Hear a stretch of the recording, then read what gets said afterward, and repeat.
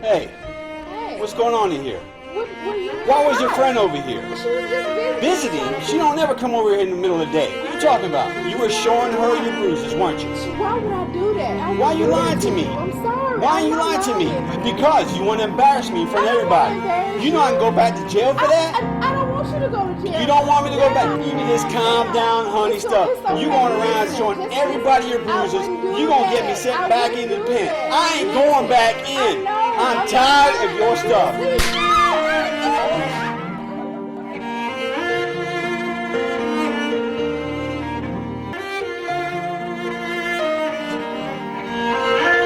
Emotions torn and tattered and hurting within.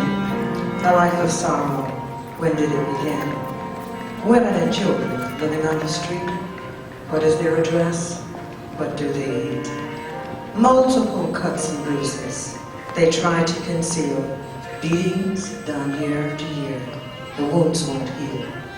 Their pain is constant. The battering never ends. Today, tomorrow, it starts over again. Broken-hearted, disillusioned, they don't know where to go. Who hears their cries? Who cares to know? While living with a broken spirit and broken bones too. Silent cries and screams of terror. What do they do? Sometimes it's undetectable. Beatings oh so discreet. But here and there women and children are being slaughtered like sheep. They cry, help us. Please, save our lives. We plead, save them, or they will die. Domestic violence kills.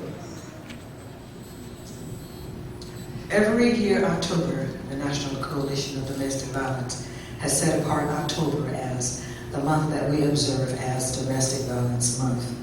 And we will be setting up a symposium. You can call me at myspiritualdna@gmail.com, or The Voice of Inspiration will be aired on 980 AM WRNEAM in our area, Pensacola and parts of Okaloosa. If you'd like to hear more on domestic violence and violence of any nature, I want you to meet me at our table right outside during the intermission time, because many people do not realize what abuse is. And it's not just from a man or from a woman. It could be a child, it could be a sibling, it could be another person, an insignificant, intimate partner. It could be any scenario at all in which you are made to be under the control of another person.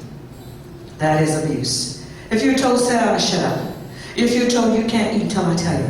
If you say you won't go to the bathroom until I tell you to get up. If you are told those things, if you're said you can't go outside, if you said sit there until I tell you to move, if you're so I'll slap you in the mouth if you don't get quiet. That is abuse. It is also, we need to know what the laws of our land are, because you could be doing that because it was it's been perpetrated down through the years, and you've been told through generation to generation, this is okay.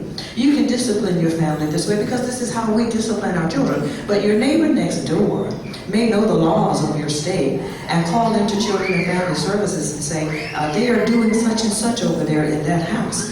Well, then you're going to be arrested and you're going to be doing time. Simply because you said, this is the way we always discipline everyone in our family. But you need to know the laws of your state and the laws of the land. What is a batterer? How to recognize one?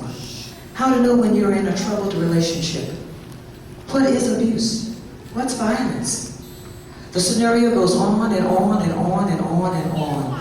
And I want to be a part of, and I am, a part of the National Coalition and also an advocate against domestic violence, so that you will understand that you are not a victim, you are not helpless. You can be proactive. You can be a part of the prevention instead of the cure. Am I right? And today, because of the church world, and this is what we are, it is being swept under the rug. It is being prayed away, but not going away. Can you hear what I'm saying? It is being sang over. It is being preached over, but yet there's no turnover. The psychological clock of a batterer starts at 12 o'clock. That's when the incident happens. By 3 o'clock, 3 days later, 3 weeks later, 3 months later, sometimes even as far stretched out as 3 years later, it happens again. That's number 3.